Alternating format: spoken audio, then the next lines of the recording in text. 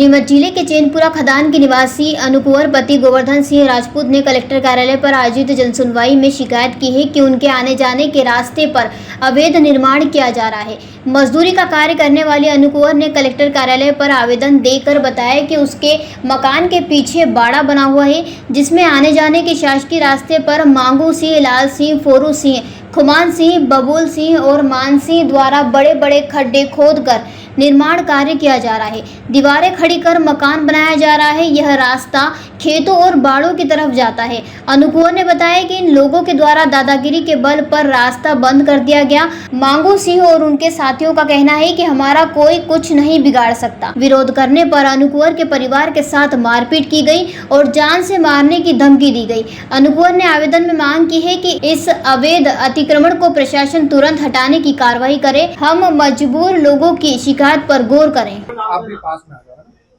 जी, क्या मामला है, किस मामले को लेकर आप यहाँ आए? 2022 से हम परेशान है। वाड़े के रास्ते से हम परेशान है। मांगू सिंह पिता भारत सिंह हमको बहुत परेशान कर रखा है। बार बार धमकियां देता है, डराने धमकाने की, मारने पीटने की धमकी देता है और बार बार हमको शासकीय मतलब प्रशासन की धमकी देता है। हमको घर से बाहर निकलने की धमकी देता है। हर चीज में धमकी दे के हमको डराते हैं और मेरे भाई को और मेरे पिताजी को भी डराते हैं। और पिताजी शराब पीते हैं मेरे बहुत।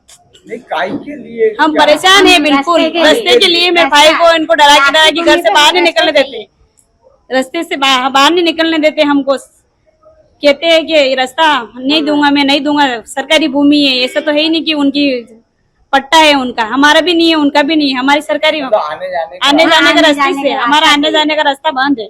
हाँ, खड्डे खोद रखे। हमें हमारा रास्ता चाहिए, हमारा न्याय दिलाओ हम। आप लोग वहीं रहते हैं? हाँ, मैं चैनपुर, मैं मेरा ससुराल। आपका नाम? मेरा नाम पिंकी कुंवर। मेरा नाम अन्नू कुमार है। मैं चैनपुरे से आई हूँ और मेरे पति का नाम गोवर्धन सिंह है। अन्ना हमारे और मांगू सिंह और मोहन सिंह, पिता उनके भारत सिंह।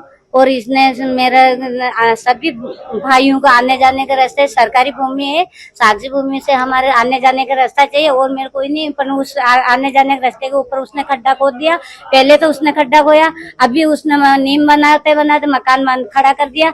जाते हम मना करने तो मारने पीटने आते हैं ना, वो ऐसी वैसी गाली गलौज करते, मारने पीटने की धमकी देते, तेरे पति को मार दूंगा, तेरे को मार दूंगा। क्या करेगा? जाओ कलेक्टर को बोल दो, जाओ थानादार को बोल दो।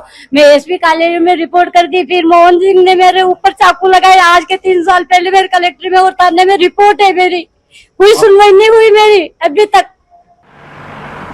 जयराम जी, किशन काका, राम राम भाई, राम राम। क्या दोनों भाई बैठ के क्या हिसाब लगा रहे हो? ऊटी लहसुन के भाव आ गए क्या? अरे नहीं रे दादा, ये अपना रमेश नया मकान बनाने के लिए लोन ले रहा है। हिसाब किया तो पता चला कि लोन का पैसा तो ईंट और रेती में ही पूरा हो जाएगा। और अभी तो सीमेंट लानी है, सलिया लाना है और तो ठेकेदार को भी पैसे देने हैं। मेरे तो कुछ समझ में ही नहीं आ रहा कि कैसे बनेगा मेरा नया मकान। अरे किशन काका, कहाँ इन रेत, सीमेंट और लाल ईंटों के चक्कर में पड़ रहे हो? मेरी बात मानो तो अपने घर को बाबजी एएसी ब्लॉक से बनवाओ।